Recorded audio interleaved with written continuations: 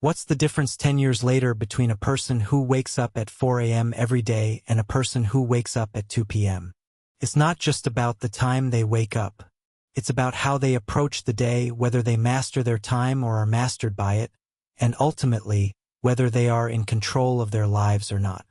In 1999, a Chinese English teacher went to Silicon Valley. He went around to 35 venture capitalists and pitched his business idea, only to be rejected 35 times.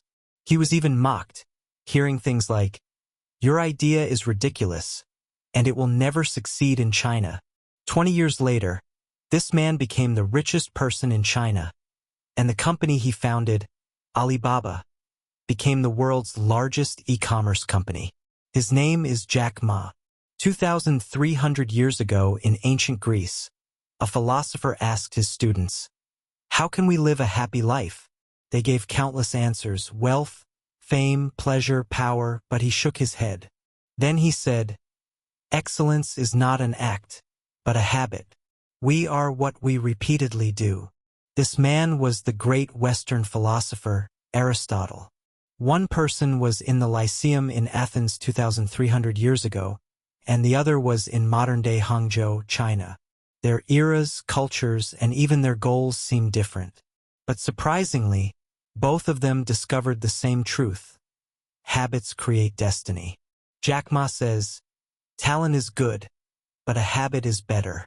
A talented person shines once, but a person with good habits shines forever." Aristotle said, "One swallow does not make a summer, nor does one day's good deed create happiness. Only continuous habits create true excellence and happiness." Today we will explore this very thing, the point where the wisdom of an ancient philosopher meets the insight of a modern entrepreneur. The truth that success is not a miracle that happens overnight, but an inevitability created by daily habits. Are you a slave to your habits or their master?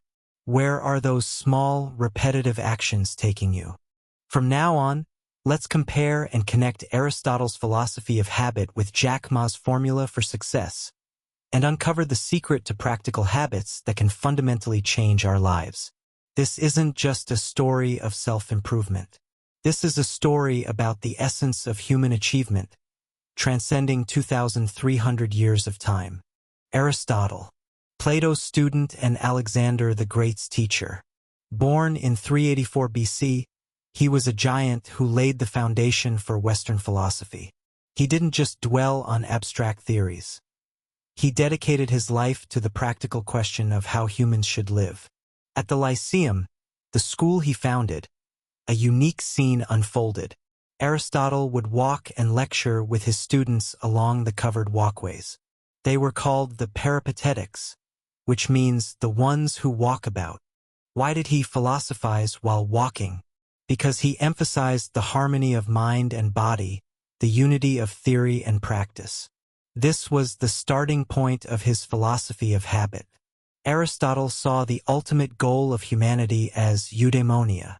While often translated as happiness, it's on a different level from simple pleasant feelings or pleasure. Eudaimonia means living well and having a flourishing life. It's a state where a person fully realizes their potential, like a flower blooming to its fullest. So, how can one reach such a life? Aristotle's answer is clear: through arete, or excellence. Arete doesn't just mean moral goodness. It's the state of performing one's function in the best possible way. Just as the arete of a knife is to cut well, and the arete of a horse is to run fast, the arete of a human is to use reason well and practice virtue. This is where a revolutionary insight emerges. Excellence is not an act but a habit. This single sentence changed the course of Western ethics. Becoming a good person isn't about doing one good deed. It's about repeating good deeds until they become second nature. Aristotle compared this to playing a musical instrument. We become lyre players by playing the lyre and builders by building. Similarly, we become just by performing just acts, and temperate by performing temperate acts. This was a shocking claim at the time. While Plato believed that knowing the idea of the good would lead to acting good, Aristotle argued the opposite, that the habit of acting well is what makes a person good. It is practice, not knowledge, and training, not understanding, that shapes character. He explained the process of habit formation this way. At first, it requires conscious effort. To act courageously, one must suppress fear and exert willpower. But with repetition, it becomes more and more natural. And finally, it becomes a hexis, a fixed disposition. From this point on, acting courageously feels natural, while acting cowardly feels unnatural.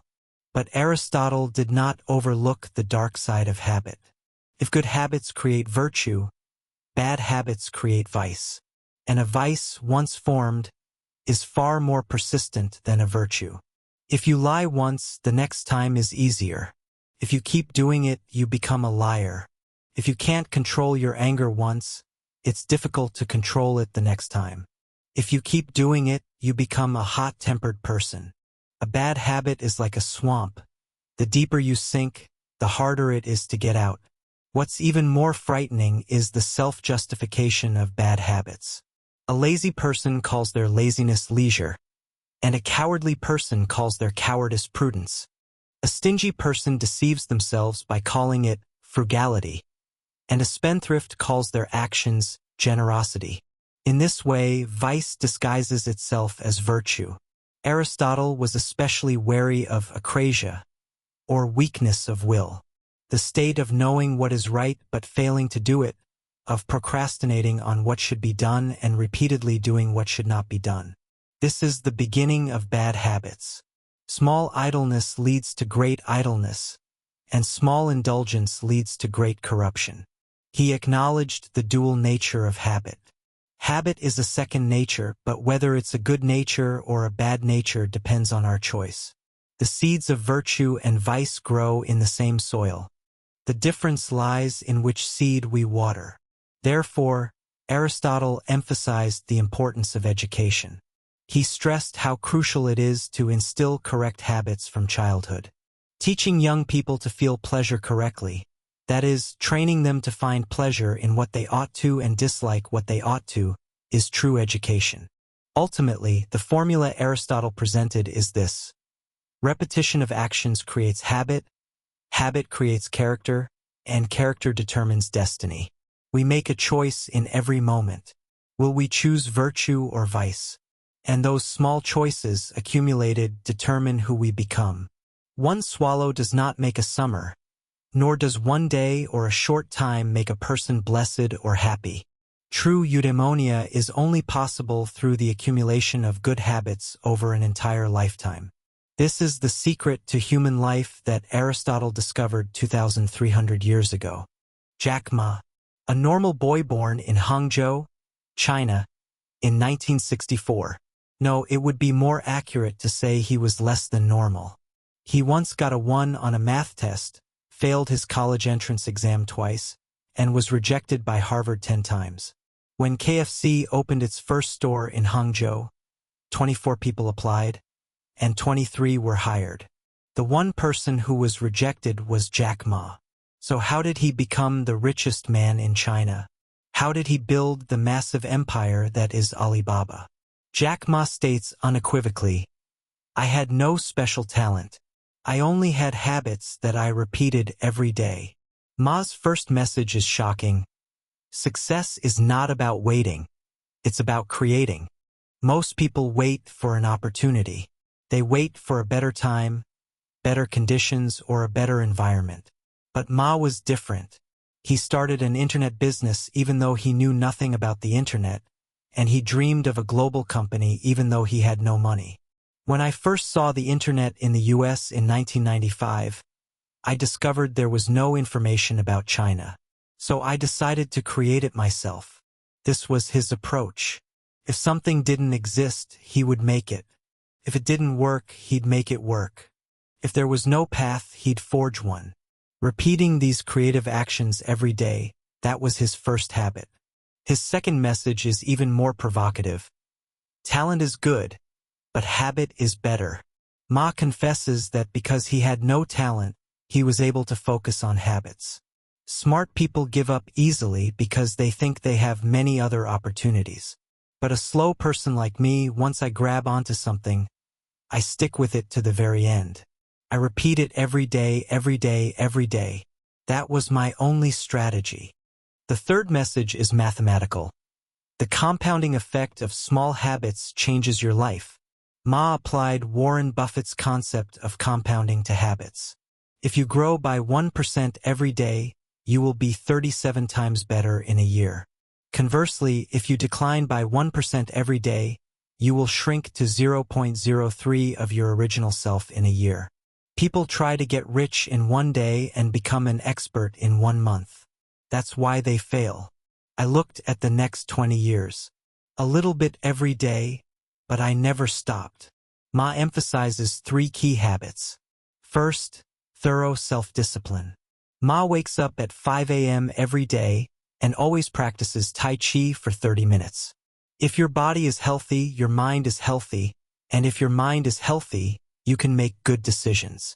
No matter how busy he is, he makes sure to get 7 hours of sleep. The efficiency you lose from fatigue is greater than the time you gain by cutting back on sleep. He also has a unique habit for time management. He divides his day into 3 parts. The morning is for the most important tasks, the afternoon is for meetings and communication, and the evening is for learning and reflection. Most people's time is taken up by urgent matters. I only spend my time on important ones. Second, continuous learning. Ma's English skills were terrible, but he didn't give up. For 9 years, he went to Westlake every morning and talked with foreign tourists. He volunteered as a free tour guide to practice his English. I never missed a day, rain or shine. That was my university. Learning continued even after he founded Alibaba. He read business books for an hour every day and met with experts from different fields every week. Admitting what you don't know is the beginning of learning. I didn't know technology, so I listened to what the engineers had to say even more diligently. Third, daily reflection and long-term vision. Ma reflects on his day for 15 minutes before going to bed every night. What did I do well? What do I need to improve? What will I do differently tomorrow? If you don't reflect on your day, you repeat the same mistakes. Small mistakes accumulate and become big failures. At the same time, he always looks 10 years ahead. The tree you plant today will provide shade in 10 years. Most people want the shade tomorrow and postpone planting the tree today. Ma also offers specific, actionable tips. Don't believe in the 21-day rule. A habit takes 66 days, not 21. But the first 7 days are the most critical. Once you get past 7 days, you can see 21 days. After 21 days, you can see 66 days. And after 66 days, you can see a lifetime.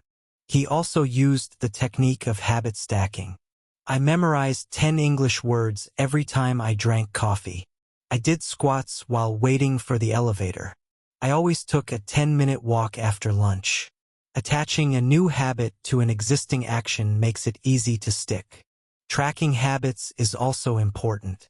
Ma always carried a small notebook with him. Every day he checked 3 habits.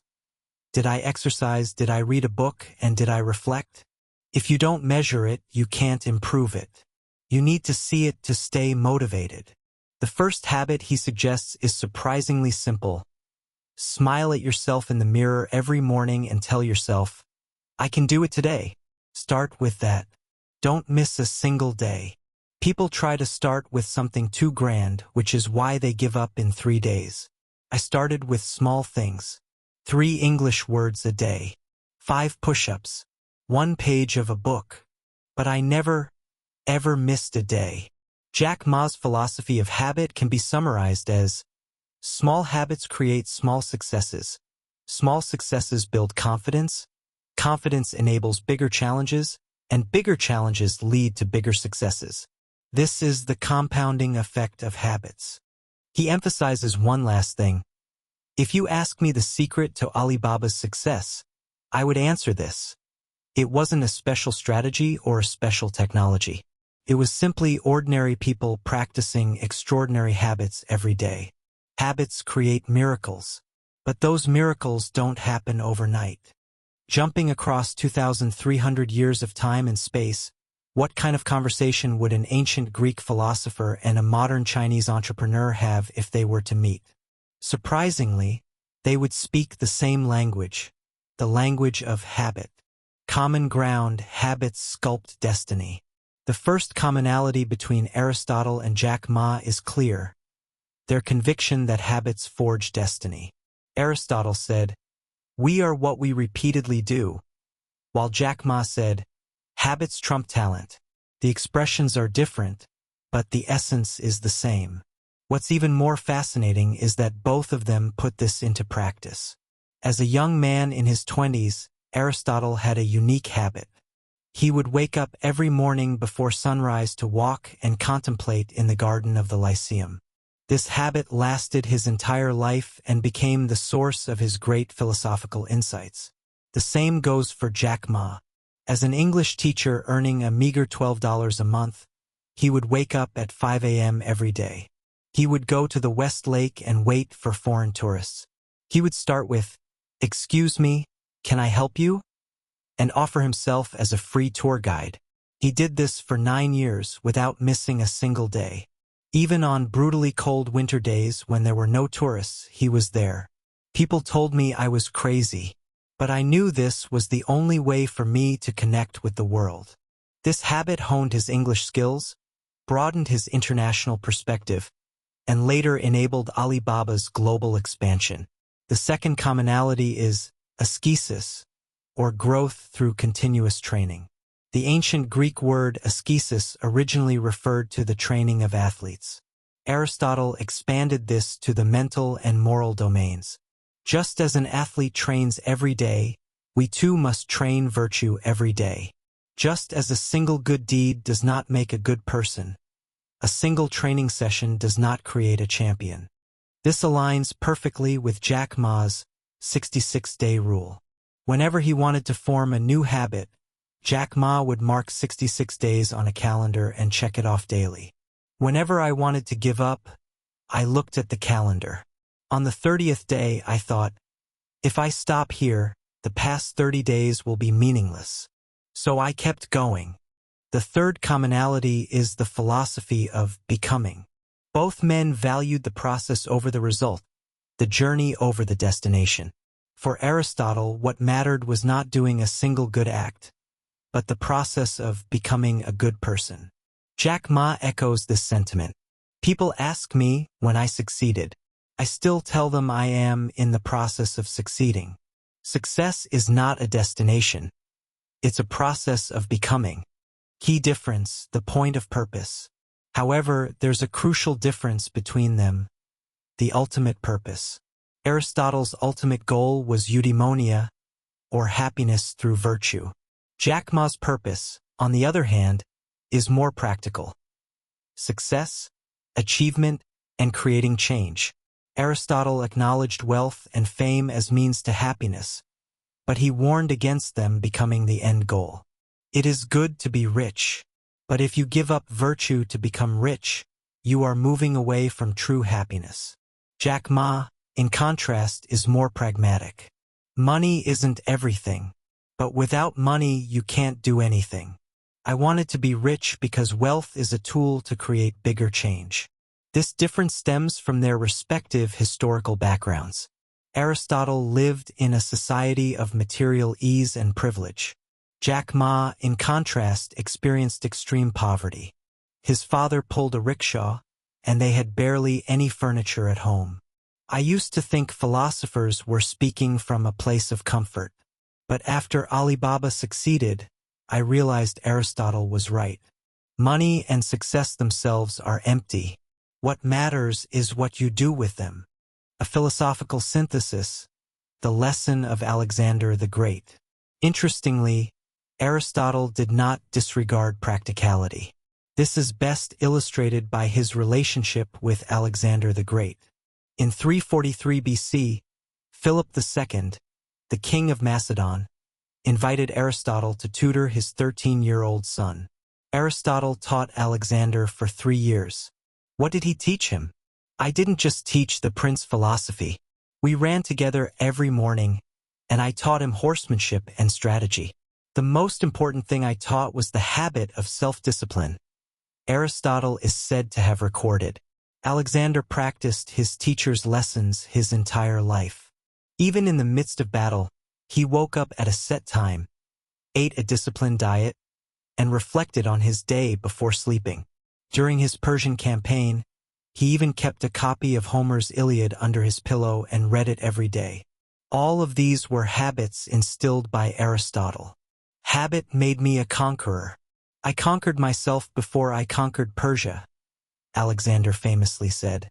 The secret to his conquest of the world by the age of 33 was his excellent habits. This is strikingly similar to Jack Ma's experience. What was the first rule the 18 founding members of Alibaba established when they started the company? We will meet every morning at 8 a.m. to share our dreams. Just for 3 minutes. Each person will say what they did yesterday and what they will do today. We will do this for 999 days. This simple habit became the culture of Alibaba, and that culture turned Alibaba into a giant corporation. A deeper insight, the habit of failure. The point where the philosophies of the two men meet most dramatically is their attitude toward failure. Aristotle said, failure is a necessary step on the path to excellence. Jack Ma interpreted this even more radically. Jack Ma was rejected 10 times by Harvard. He failed the police entrance exam and was rejected from a KFC job. He was even turned down for a hotel waiter position. But he collected all these failures. I built a museum of failure. I collected all the rejection letters. And once a week, I would take them out and read them. I analyzed why I was rejected. When I made a habit of failure, I was no longer afraid of it. In fact, I became anxious on days when I didn't fail. When he was rejected by 35 venture capitalists, he didn't despair. There will be a 36th, and if not, I'll create a 37th. This is the power of habit. Even failure, when it becomes a habit, becomes a tool for success. Modern synthesis, sustainable excellence. Ultimately, the philosophies of Aristotle and Jack Ma converge. Jack Ma's habits for success are, in an Aristotelian sense, practical habits for excellence. And Aristotle's virtue ethics, interpreted in Jack Ma's terms, are the foundation of sustainable success. In his retirement speech, Jack Ma said, "Now I finally understand Aristotle. Success was not the goal. It was the means. The true goal was a meaningful, valuable life. And that is only possible through the right habits." The meeting of these two men gives us an important lesson. East and West, ancient and modern, philosophy and business. The truth transcends all these boundaries. Habit forms character, and character shapes destiny. The only difference is the emphasis. Aristotle emphasized habit, to become a good person, while Jack Ma emphasized habit, to become successful. But what is true success? It is ultimately becoming an excellent person and living a meaningful life. If Aristotle were alive today, he would probably found a startup. Because that's how you achieve excellence in modern society. And if I had lived in ancient Greece, I probably would have become a philosopher. Because that's what innovation was in that era. Jack Ma's final reflection. Well, have you ever thought about what our lives are made of? In the late 19th century, Harvard psychologist William James, often called the father of modern psychology, defined our lives as a big collection of habits. He released a shocking statistic that 95% of our daily actions are unconscious habits, and conscious choices only account for 5%. This means that while we believe we're the masters of our lives, an autopilot called habit is actually doing the driving. This concept was advanced a century later in James Clear's book, Atomic Habits. He explained habit change in 3 layers and pointed out that most people focus on the results. I want to lose weight, or I want to make money. But Clear emphasized that true change starts at the identity level. Instead of being a person who exercises, you should aim to become an athlete. This aligns perfectly with Jack Ma's experience. Ma defined himself not as someone learning English, but as an international entrepreneur.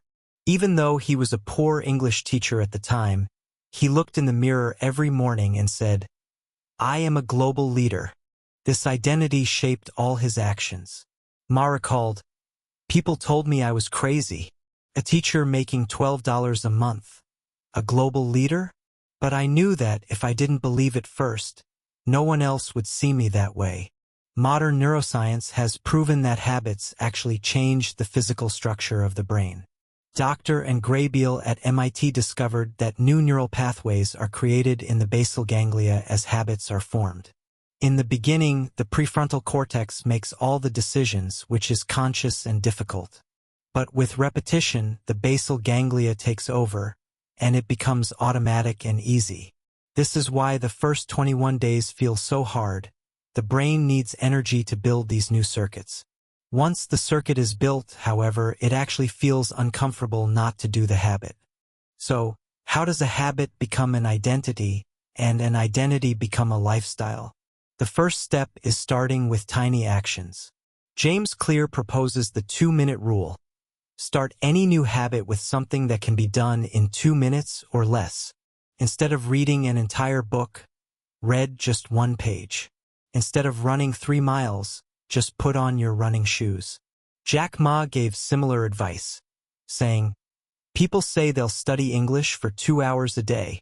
That's why they fail. I started with 3 words, but I didn't miss a single day." The second step is the power of consistency. According to a Harvard study, it's more effective for habit formation to exercise for 5 minutes every day than to exercise for 1 hour 5 times a week. Frequency matters more than intensity. Ma recalled a day when it rained, and there were no foreigners at Westlake. He still went and practiced giving a tour in English alone on the empty lakeside. He said, "That day was a turning point in my life. I became a person who keeps their promises, not a person who is swayed by circumstances." The third step is redefining your identity. Every time you take an action, tell yourself, "I am a person who does /_____. According to psychologist Daryl Bame's self-perception theory, we infer who we are by observing our own behavior. If you write every day, you start to perceive yourself as a writer. This perception, in turn, reinforces the behavior. The fourth step is designing your environment. Professor B.J. Fogg of Stanford advises, "Don't rely on willpower. Design your environment." This means putting your running shoes by the bed, a book next to the coffee maker, or vitamins next to your toothbrush. Jack Ma took this to an extreme. "I put a bed in my office. I was afraid I would get lazy if I went home. Even after my employees left, I stayed behind and studied. My environment created me." But we face a much tougher challenge than Aristotle's or even Ma's generation, the trap of instant gratification in the digital age. Smartphones, social media, Netflix, and YouTube all offer a constant cascade of dopamine. According to a Microsoft study, the average human attention span is 8 seconds, 1 second shorter than a goldfish. To build a habit, repetition is needed, but we can't even focus for 3 minutes. So what should we do? The solution is to use technology to master technology. First, practice digital minimalism. Jack Ma took a similar approach, saying, "I have a smartphone, but I haven't installed a single social media app. Instead, I only have an ebook app." Second, intentionally create friction. Delete apps, log out, or put your phone in another room. Behavioral economist Dan Ariely found that 20 seconds of friction can reduce an action by 50%. Third, try a digital Sabbath. Turn off all digital devices for 1 day a week. And finally, use technology positively. Use habit tracking apps, meditation apps, or workout apps. The important thing is that the app is a supplement. You are the agent of change. Here is a 21st century habit protocol that integrates modern science, classical philosophy, Eastern wisdom, and Western methodology. First, start with the 2-minute rule and always include a physical action. Second, stack habits by linking a new habit to an existing one. Third, set digital boundaries by creating time and space without your phone. Fourth, track your progress with visual tracking on a calendar. Fifth, declare your identity every morning, and then do one thing that day to prove it. Sixth, connect with a community of people who are building the same habits, but do it in real life, not just on social media. Finally, create a protocol for failure in advance. I won't give up just because I missed one day. I won't miss 2 days in a row. William James said, "The greatest discovery of my generation is that a human being can alter his life by altering his attitudes." But the 21st century discovery should be revised to, "You can change your destiny by changing your habits, which changes your identity." In his retirement speech, Jack Ma said, "If you ask for the secret to Alibaba's success, it wasn't technology or capital. We were just ordinary people with good habits. But those habits made us extraordinary." The digital age makes habit formation harder but also opens up new possibilities. We have access to wisdom from around the world, can connect with people who have the same goals, and can track our progress in real time. The truth Aristotle discovered 2,300 years ago is still valid. We are what we repeatedly do. The only difference is that now, that repetition could be scrolling or it could be growth. The choice is yours. Every moment, every day you make a choice. One person scrolls through social media, killing time, while another reads a book, building their future. 10 years from now, the difference between these two people will be like heaven and earth. Habit is at first a spider's web, then a chain of iron, goes a Chinese proverb. What kind of chain do you want to be bound by? The chain of growth or the chain of addiction? In this very moment, make a small choice. That choice becomes a habit becomes an identity, and an identity becomes your destiny. This is the unchanging truth proven by Aristotle, by Jack Ma, and by modern science. The power of habit is proven not by theory, but by real-world examples. What do historical greats and modern-day success stories have in common? A disciplined system of habits. In 1726, 20-year-old Benjamin Franklin made a life-changing decision while crossing the Atlantic.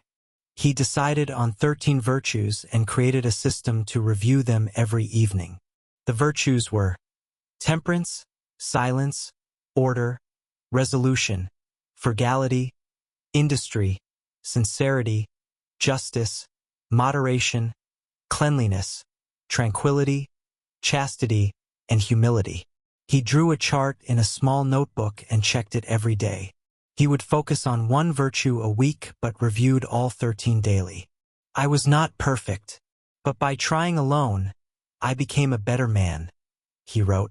Franklin continued this habit for 70 years until his death. The result? He became a founding father of the United States, a scientist, inventor, diplomat, and one of the most influential figures in history. Gandhi's day started at 4 a.m. He began with prayer and meditation and spent his morning spinning thread by hand. Why did the leader of India's independence movement do this simple manual labor? By spinning every day, I connect with the poor people of India. This simple act keeps me humble and reminds me of my purpose. For Gandhi, habit was more than personal discipline. It was a political practice. A day of silence on Mondays, 1 meal a day, and 11-day fasts. These extreme habits gave rise to the revolutionary method of nonviolent resistance, which ultimately brought the British Empire to its knees. The same is true for today's successful people. Tim Cook gets up at 3:45 a.m. every day. By 4:30 a.m., he's already sending emails to his staff. Waking up earlier than others is my competitive edge. The person who starts the day first owns the day. Serena Williams practices with the same routine every day. She bounces the ball the same number of times, stretches in the same order, and listens to the same music. My routine made me a champion.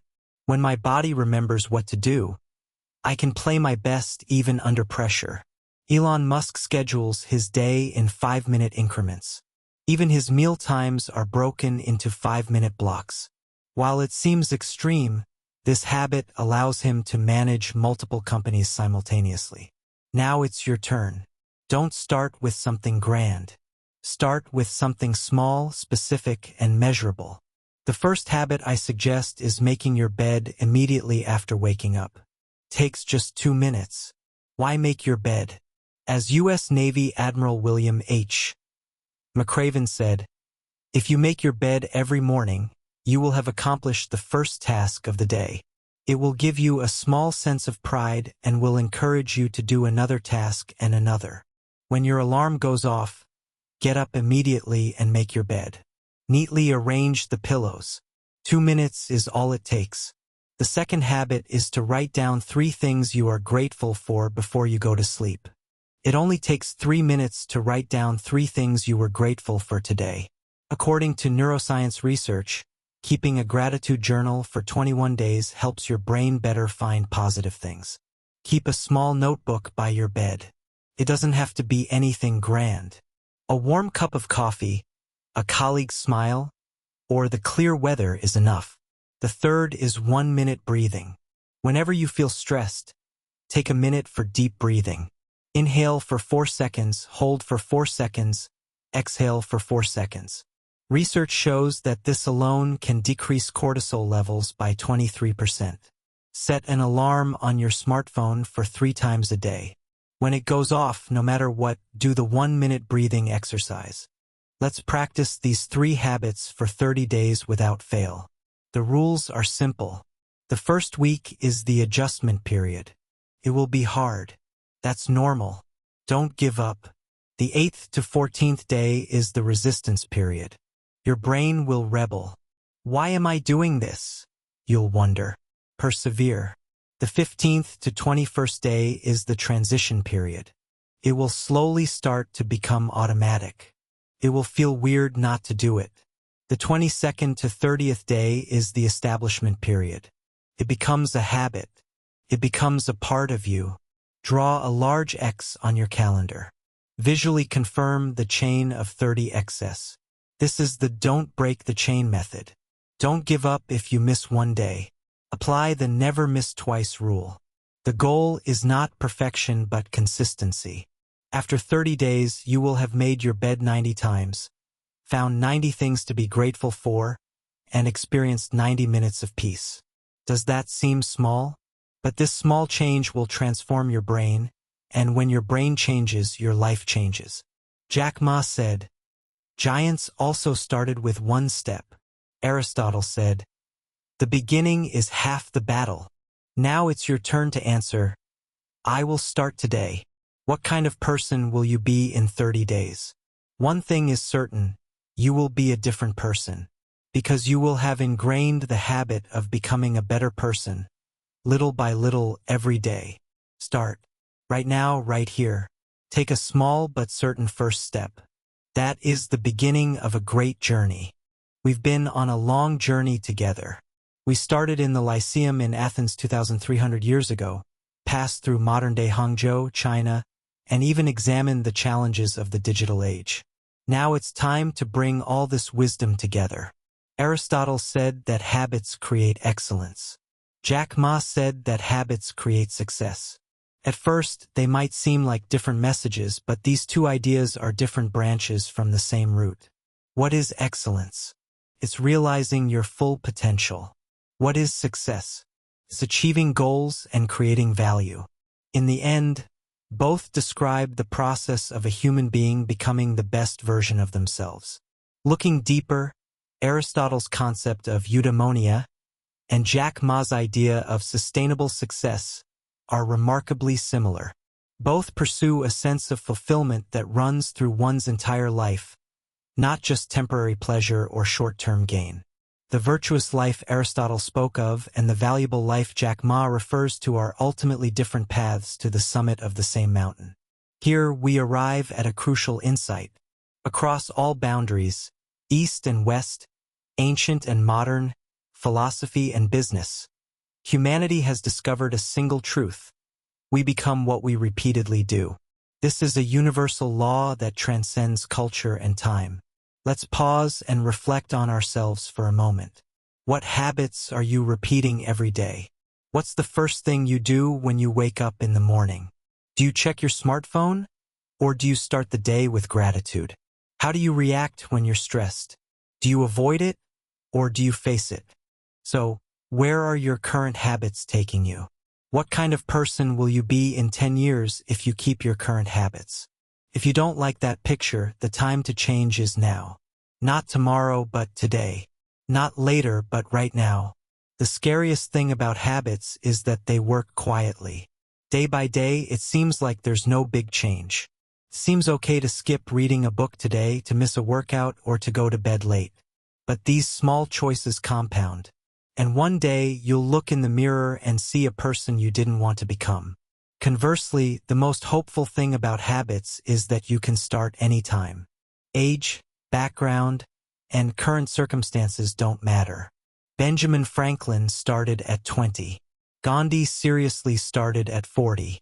Jack Ma started after 35 failures. The important thing isn't when you start, but whether you start at all. If we were to summarize what we've learned from this long journey in 3 sentences, they would be: first, habits are destiny. Second, small beginnings create big changes. Third, the time is now. Let's once again engrave the words of the 2 giants.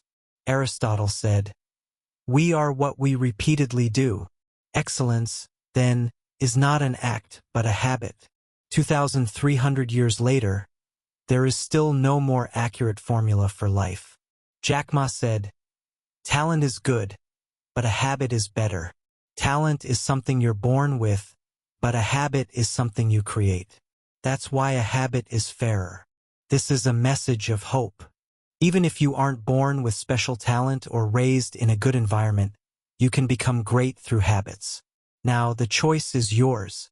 You can read this, nod your head, say yes, habits are important, and change nothing. Or you can start one small habit today, right now. Whichever you choose, one thing is clear. 1 year, 5 years, and 10 years from now, you will be the person that today's choices have created. The person created by habits, or the person created by the absence of habits. I want to end with a question.